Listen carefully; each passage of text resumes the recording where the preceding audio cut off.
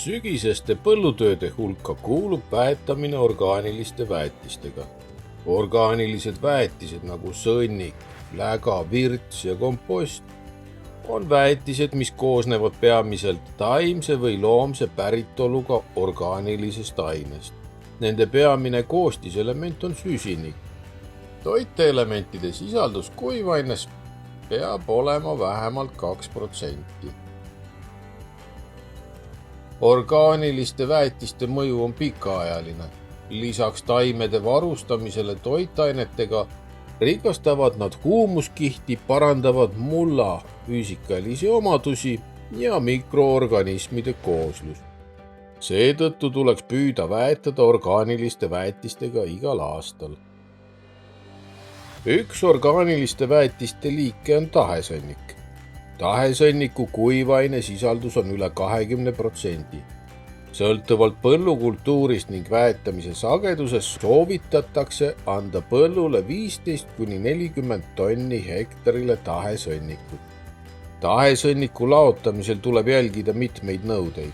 Sõnniku laotamistehnoloogia peab tagama välisõhu, pinna ja põhjavee säilumise vastavalt keskkonnanormidele. Samuti tagama, et reoainete eraldumine sõnnikust oleks võimalikult väike ja samuti ei tohi sõnniku laotamisel mulda viia võõrkehi. Nende nõuete täitmiseks on kõige olulisem õige laotusnormi järgimine, laotamise ühtlikkus ja sõnniku kiire mulda viimine. Põllule laotatud sõnnik tuleb kiiresti mulda viia, sest sealt lendub kergesti omastatavast lämmastikust üle 50% ammoniagina. Tahesõnniku laoturiga laotatava sõnniku kuivaine sisaldus peab olema üle 15%. Tulenevalt tahesõnniku ebaühtlasest konsistentsist on selle ühtlane laotamine keerukas. Loomapidamishoonetel, kus peetakse üle 10 looma, peab olema sõnnikuhoidla. Väljaspool spetsiaalset sõnnikuhoidlat tohib sõnnikuaunas hoiustada tahesõnnikut, mille kuivaine sisaldus on üle 20%. Piirangud on vajalikud selleks, et vältida orgaanika sattumist pinnasesse ning pinna- ja põhjavette.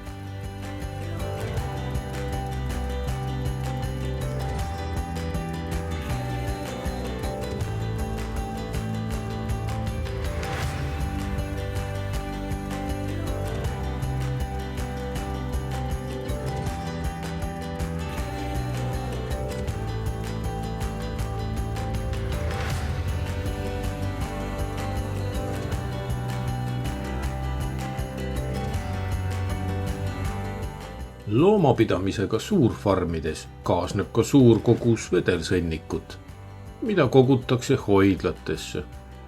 Vedelsõnnik leiab seejärel kasutamist väetisena. Tähtis on kasutada tehnoloogiaid, mis on agronoomiliselt efektiivsed ja keskkonnahoidlikud.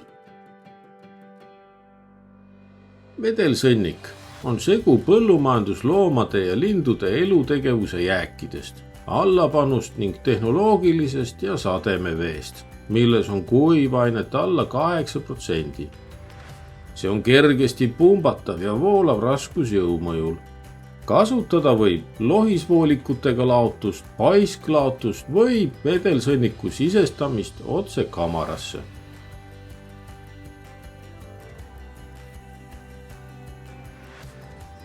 Paisklaatur laotab vedelsõnniku mulla pinnale, kus toimub kiire lämmastikuühendite lendumine. Seetõttu peaks tööde tegemiseks valima sobiva ilma, jaheda, tuulevaikse ja uduse, kuna ammoniaagi lendumine on intensiivsem kõrge õhutemperatuuri ja tugeva tuule korral.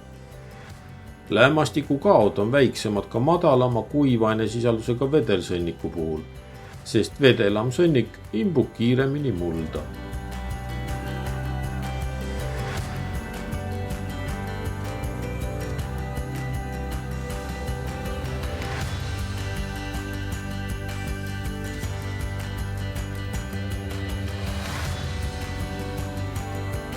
Sügisel vedelsõnnikut laotades randaalitakse kohe.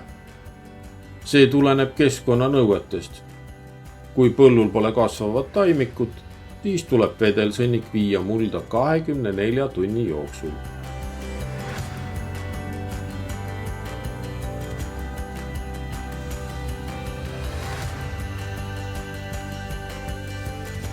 Vedelsõnniku mulda viimine on oluliselt keskkonnasõbralikum tehnoloogia võrreldes pinnale laotamisega. Selle väetamistehnoloogia korral lendub lämmastikuühendeid vähem kui pinnale laotamisel ja seetõttu on väetamise efektiivsus suurem, sest lämmastiku kadu on väiksem. Kuna kasutatav tehnika on kallis, siis kasutavad põllumajandustootjad väga sageli sisse ostetud teenust. Läga tuuakse põllule tootja farmist. Hoidlas pumbatakse läga paakautosse ja veetakse sellega põllule. Siin pumbatakse läga ümber laoturi paaki ja seejärel viiakse mulda. Vedelsõnnik sisestatakse 5–7 sentimeetri sügavusele. Kuna väetamisele järgneb enamasti künd, siis pole vaja sügavamale panna. Künd vähendab lämmastiku lendumist ammoniaagina ja ka erituvaid lõhnu, mis ei pruugi alati ja kõigile olla kõige meeldivamad. Sellise töökorralduse juures suudetakse ühes päevas põllule viia kuni 1000 kantmeetrit läga ja seda jätkub umbes 30–50 hektarile. Toitainete sisalduse teadmine aitab kasutada orgaanilisi väetisi efektiivsemalt. Taimedel ja mullal on sellest rohkem kasu ja samuti aitab see kokku hoida mineraalväetistelt. Toitainete sisaldus lägas määrab ära väetusnormi. Vedelsõnnikut ei tohi laotada 1. novembrist kuni 20. märtsini ja juhul kui maapind on külmunud, lumega kaetud, perioodiliselt üle ujutatud või veega küllastunud.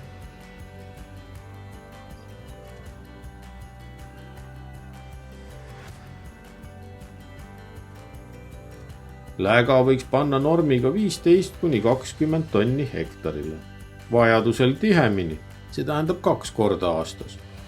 Suuremate koguste korraga panek mõjub mullaelustikule häirivalt.